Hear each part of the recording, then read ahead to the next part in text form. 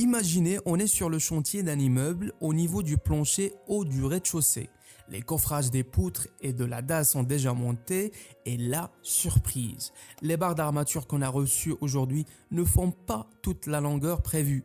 Donc impossible de les poser d'un seul tenant. Alors que faire? C'est exactement ce genre de situation qui nous amène à parler du recouvrement des armatures. Dans un monde idéal, on mettrait toujours des armatures continues, bien alignées, on coulerait le béton d'un seul coup et tout irait parfaitement. Mais sur un chantier, il y a la vraie vie. 1. C'est difficile de déplacer des barres de 12 ou de 15 mètres de long.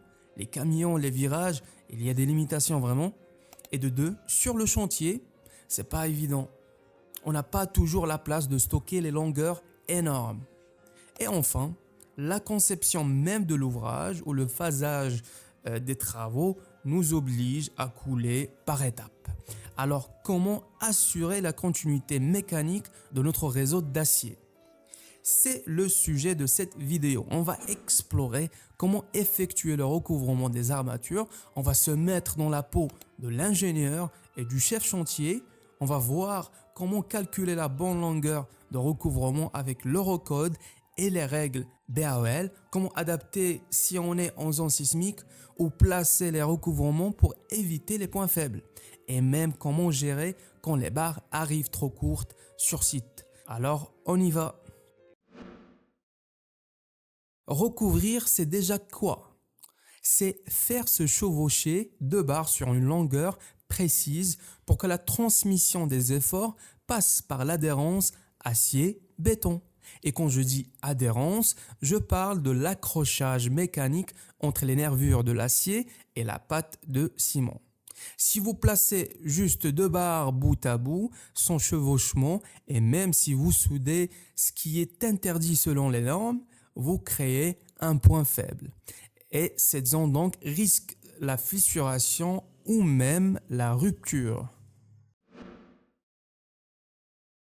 Pour calculer cette longueur de recouvrement, on se réfère aux normes.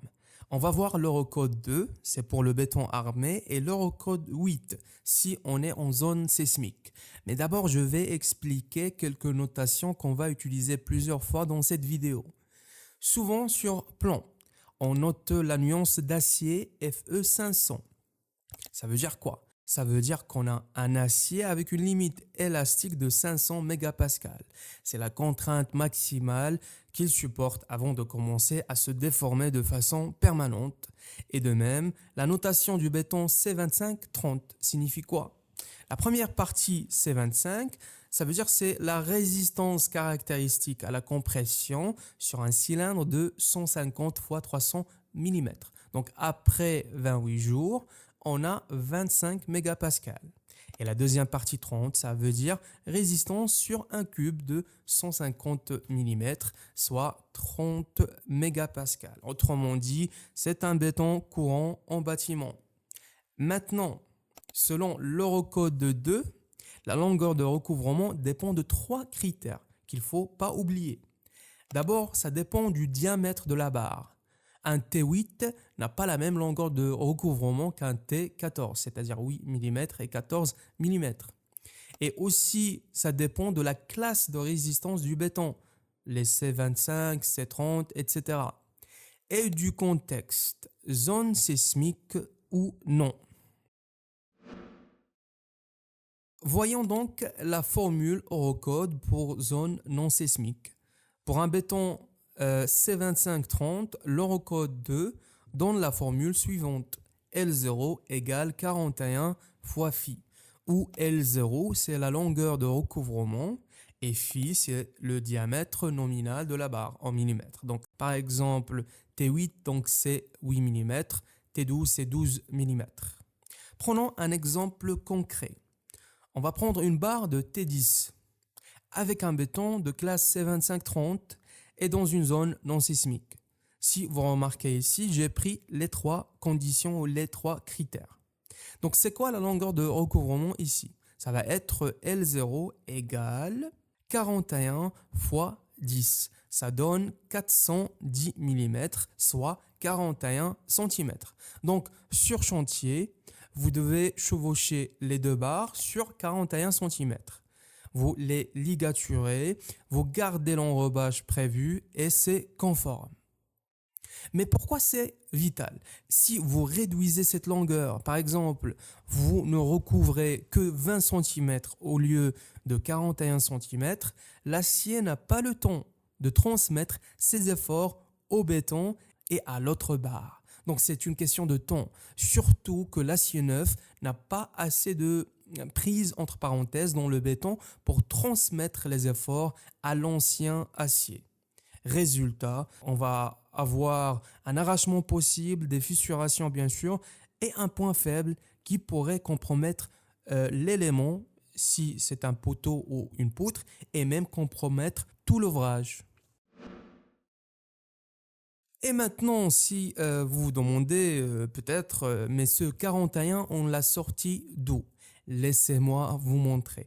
Voici le tableau issu de l'Eurocode 2 qui donne les coefficients de recouvrement pour l'acier haute adhérence FE500 en fonction de la classe de béton et du contexte sismique ou non. Donc dans la première colonne, vous voyez, on a les classes comme C2530, C3037, etc. Après, on a une colonne pour les résistances caractéristiques du béton à la compression. Après, on a la zone ou la colonne pour zone non sismique Eurocode 2. C'est là qu'on retrouve notre fameux 41 pour le C2530. Ça veut dire longueur de recouvrement égale 41 fois phi, le diamètre nominal de la barre. Pour C3035 par exemple, le coefficient descend à 37. Puis on a 33 pour un C35, 45. Et ainsi de suite. Pourquoi ça baisse? Parce qu'un béton plus résistant développe une meilleure adhérence avec l'acier. Donc, on peut réduire un peu la longueur de recouvrement. Et enfin, regardez les deux dernières colonnes. Elles concernent les zones sismiques et vous voyez ici qu'on augmente le coefficient vraiment en comparaison avec la zone non sismique. Et encore une fois, plus dans les zones critiques, les zones où l'effort sismique est le plus fort. Par exemple, pour le même béton ordinaire C2530, maintenant en zone critique, on passe à 61 fois phi. Donc c'est énorme, mais nécessaire pour garantir la sécurité pendant un séisme. Maintenant, parlons un instant de ce qu'on rencontre souvent sur chantier, surtout pour les poteaux. Dans la pratique, on applique souvent une règle simple, la longueur de recouvrement est 50 fois le diamètre des armatures longitudinales du poteau. Et si on est en zone sismique, peut-être ils vont majorer un peu cette longueur de 30%. Prenons par exemple un poteau en T16, ça va donner quoi? En zone non sismique, ça va être 50 x 16, c'est 800 mm, c'est 80 cm. Et en zone sismique, ça va être le 800 mm qu'on a trouvé, fois 1,3, c'est 30%, donc ça va donner 1040 mm. Cette valeur ne vient pas de l'Eurocode 2, mais plutôt des anciennes prescriptions françaises du BAEL 81. C'est le béton armé aux états limites et de règles parasismiques simplifiées utilisées sur beaucoup de chantiers. Donc le BAEL, contrairement à l'Eurocode, avait tendance à donner des valeurs forfaitaires plus conservatrices, surtout pour les poteaux, car ce sont des éléments porteurs verticaux très sensibles à la continuité des aciers et aux efforts de compression. Donc la différence avec l'Eurocode, c'est que l'Eurocode adapte la longueur de recouvrement à la classe de béton et au contexte, zone sismique ou non. Tandis que la règle BAEL, les 50 fois phi, c'est une valeur uniforme et prudente. Maintenant la question sur chantier, est-ce que ça passe? Oui, c'est même souvent plus sécuritaire que nécessaire, mais ça peut être moins optimisé. Donc en gros, si vous appliquez 50 fois phi plus 30% si on est en zone sismique, vous êtes sûr de respecter, voire même dépasser les exigences de l'Eurocode, surtout pour les classes courantes, les C2530 et les C3037. Je veux aussi rapidement parler d'un autre truc, c'est que il faut bien distinguer entre deux notions qu'on confond peut-être souvent, la longueur de scellement et la longueur de recouvrement.